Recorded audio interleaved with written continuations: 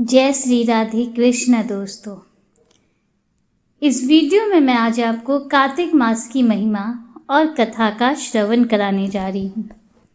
दोस्तों, पद्म पुराण में कहा गया है कि कार्तिक मास के समान कोई मास नहीं।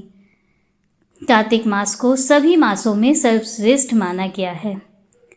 भगवान श्री हरि विष्णु को जिस तरह सभी तिथियों में एकादशी सबसे प्रिय है, उसी प्रकार उन्हें सभी मासों में कार्तिक मास सबसे प्रिय है। इस मास में किया जाने वाला कोई भी धार्मिक कार्य, जप, तप, स्नान, दान, श्री हरि विष्णु की कथा का श्रवण, इन सब का 1000 गुना अधिक फल प्राप्त होता है। इस मास को दामोदर मास के नाम से भी जाना जाता है। एक बार ब्रह्मा जी ने नारद जी को कार्तिक मास के संबंध में बताते हुए कहा था कि कार्तिक मास भगवान विष्णु को सर्वाधिक प्रिय है। यदि इस मास में भगवान विष्णु का ध्यान करते हुए कोई भी धार्मिक कार्य किया जाए तो उसका अनंत फल प्राप्त होता है। इस मास में देवता मनुष्य द्वारा किए गए धार्मिक कार्यों, स्नान, व्रत, वस्त्र, भोजन, दान को विधि पूर्वक ग्रहण करते हैं। इस मास में अन्न दान को सर्वश्रेष्ठ माना गया है। ऐसा कहा जाता है कि इस मास में कोई भी मनुष्य किसी भी मनोरथ को लेकर अन्न का दान करता है तो वह मनोरथ उसे अक्षय रूप में प्राप्त होता है। यदि कोई मनुष्य दान देने में असमर्थ है तो उसे कार्तिक मास में प्रतिदिन भगवान के नामों का स्मरण करना चाहिए और कार्तिक मास की कथा पढ़नी या सुननी चाहिए। ऐसा करने से मनुष्य पुण्य का भागी बनता है। इस मास में मनुष्य को दीप दान अवश्य करना चाहिए या दूसरे दियों की रक्षा करनी चाहिए। तुलसी या आंवले के वृक्ष को भगवत स्वरूप मानकर उसकी सेवा और पूजन करनी चाहिए। आज मैं आपको कार्तिक मास की बड़ी ही दुर्लभ और पौराणिक कथाओं का श्रवण कराने जा रही हूँ। उम्मीद करती हूँ कि आप सभी इस कथा को बड़े ही प्रसन्नचित्त मन से और श्रद्धा के साथ सुनेंगे। एक नगर में एक ब्राह्मण दंपत्ति रहते थे। वे दोनों प्रतिदिन 7 कोस दूर गंगा और यमुना नदी में स्नान करने जाते थे। इतनी दूर आने जाने से ब्राह्मण की पत्नी थक जाती थी। एक दिन उसने अपने पति से कहा कि हमारा एक पुत्र होता तो कितना अच्छा रहता। पुत्र के बहू आती तो हमें घर वापस जाने पर खाना बना हुआ मिलता और बहू घर का काम भी कर देती। अपनी पत्नी की बात सुनकर ब्राह्मण ने कहा कि तूने बात तो सही कही है, चल मैं तेरे लिए बहू ला ही देता हूँ। ब्राह्मण ने कहा कि एक पोटली में आटा डालकर कुछ मोहरे रख दे। ब्राह्मण के कहे अनुसार उसने पोटली बांधकर दे दी। पोटली लेकर ब्राह्मण चला गया। ब्राह्मण सफर के दौरान यमुना किनारे बहुत ही सुंदर लड़कियों को देखता है। वे रेत में घर बनाकर खेल रही थी। उनमें से एक लड़की ने कहा कि मैं अपना घर नहीं बिगाड़ूंगी, मुझे तो रहने के लिए ये घर चाहिए। लड़की की बात सुनकर ब्राह्मण मन ही मन सोचने लगा कि बहू बनाने के लिए यही लड़की उचित है। जब वो लड़की जाने लगी तो ब्राह्मण भी उसके पीछे पीछे उसके घर तक चला गया। वहां जाकर ब्राह्मण ने उस लड़की से कहा, बेटी, कार्तिक मास चल रहा है, इसलिए मैं किसी के घर खाना नहीं खाता। मैं अपने साथ आटा लेकर आया हूँ। तुम अपनी माता से पूछो कि क्या वो मेरे लिए आटा छानकर 4 रोटी बना देगी। यदि वो मेरा आटा छानकर रोटी बनाएगी तो ही मैं रोटी ग्रहण करूँगा। लड़की ने जाकर अपनी माँ को ये सारी बात बताई। माँ ने कहा, उचित है, जाकर ब्राह्मण देव से कह दो कि वह अपना आटा दे दें, मैं रोटी बना दूंगी। जब वह आटा छानने लगी तो आटे में से मोहरें निकली। वह सोचने लगी कि जिसके आटे में इतनी मोहरें हैं उसके घर में कितनी मोहरें होंगी। जब ब्राह्मण खाना खाने बैठा तो लड़की की माँ ने उस ब्राह्मण से पूछा क्या आपका कोई लड़का है और क्या आप उस लड़के की सगाई करने जा रहे हो? यह सुनकर ब्राह्मण ने कहा कि मेरा लड़का तो काशी में पढ़ने गया हुआ है, लेकिन यदि तुम कहो तो खांड कटोरे से विवाह करके मैं तेरी बेटी को अपने साथ ले जाऊं। लड़की की मां ने कहा, ठीक है ब्राह्मण देव। इस पर लड़की की मां ने लड़की की खांड कटोरे से शादी करके अपनी लड़की को ब्राह्मण के साथ भेज दिया। ब्राह्मण ने घर आकर कहा, रामू की मां, दरवाजा खोलकर देख, मैं तेरे लिए बहू लेकर आया हूं। ब्राह्मण की पत्नी भीतर से ही बोली, हमारे तो कोई बेटा बेटी नहीं है, तो बहू कहाँ से आए? दुनिया ताने मारती थी, अब आप भी मारने लगे। ब्राह्मण ने कहा, तू दरवाजा खोल कर तो देख। जब ब्राह्मणी ने दरवाजा खोला तो सामने बहू को खड़ी देखा। उसने बहू का स्वागत किया और आदर सत्कार से अंदर ले गई। अब जब ब्राह्मण अपनी पत्नी के साथ नदी स्नान करने जाता तो पीछे से बहू घर का सारा काम करके और खाना बनाकर रखती थी। वह उनके कपड़े धोती और रात को हाथ पैर भी दबाती थी।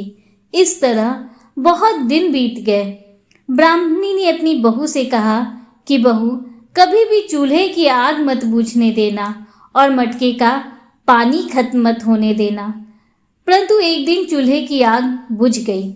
यह देखकर बहू घबरा गई और भागी भागी अपनी पड़ोसन के पास गई और कहा कि मेरे चूल्हे की आग बुझ गई है, मुझे थोड़ी आग चाहिए।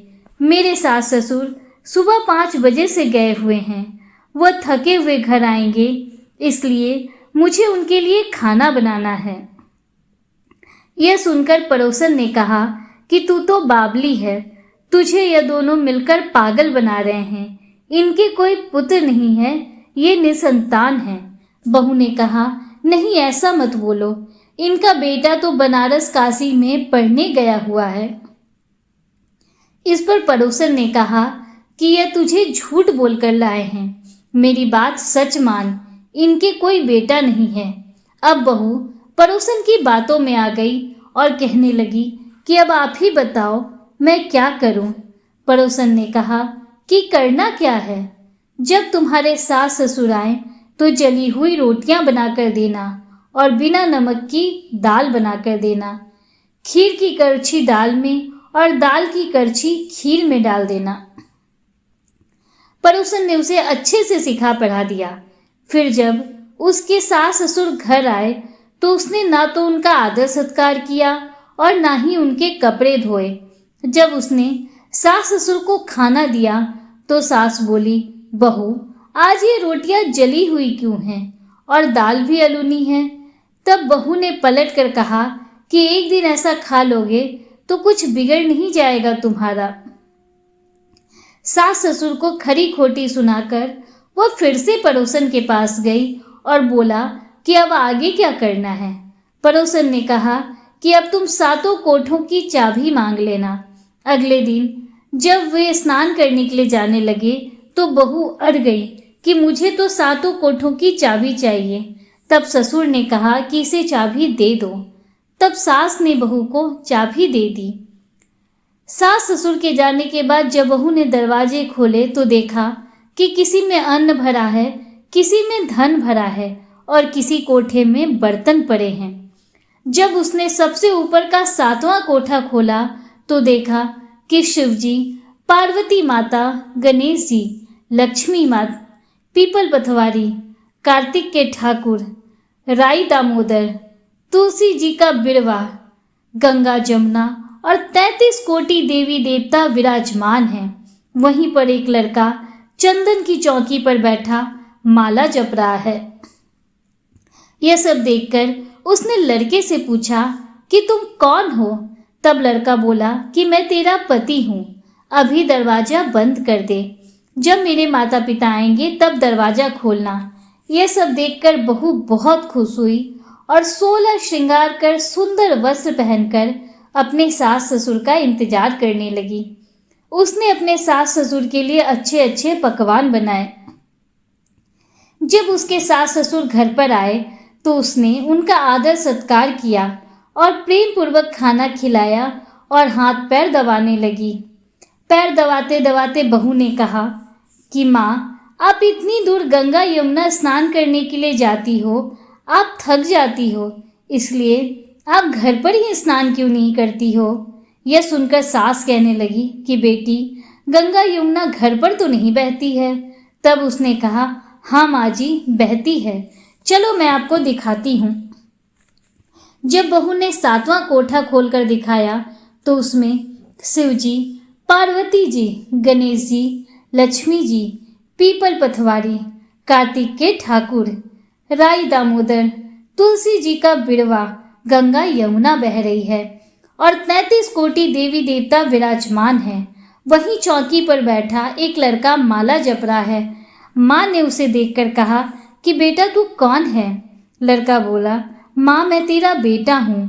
तब ब्राह्मणी ने पूछा कि तू कहाँ से आया है? लड़के ने जवाब दिया कि मुझे कार्तिकेय ने भेजा है। माँ ने कहा, बेटा यह संसार कैसे मानेगा कि तू मेरा बेटा है? माँ ने कुछ विद्वान पंडितों से मदद मांगी। पंडितों ने कहा, इस पार बहू बेटा खड़े हो जाएं और उस पार माँ खड़ी हो जाए।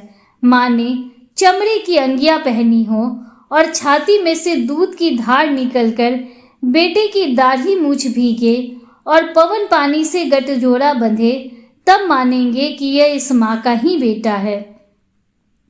उसने ऐसा ही किया। चमड़े की अंगियां फट गई और छाती में से दूध की धार निकलकर बेटे की दाढ़ी मूछ भीग गई। पवन पानी से बहू बेटे का गठजोड़ बंध गया। यह सब देखकर ब्राह्मण और उसकी पत्नी की खुशी का ठिकाना ना रहा। तो यह थी कार्तिक मास की कथा। हे कार्तिक के ठाकुर जी, जैसे ब्राह्मण और ब्राह्मणी को बहू बेटा दिया, वैसे सबको देना।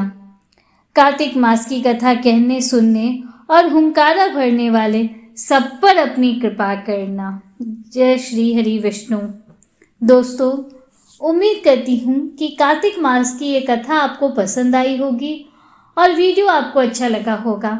अगर वीडियो आपको अच्छा लगा हो तो वीडियो को लाइक कीजिए, दूसरों के साथ शेयर कीजिए, कमेंट में हर हर महादेव, जय श्री राधे कृष्णा जरूर लिखिए। अगर आप हमारे चैनल पर पहली बार आए हैं तो चैनल को सब्सक्राइब कीजिए। हमारे चैनल पर प्रतिदिन पौराणिक कथाओं का श्रवण कराया जाता है। बेल आइकन जरूर प्रेस कीजिए, जिससे आगे भी आपको ऐसी ही रोचक जानकारियाँ मिलती रहें।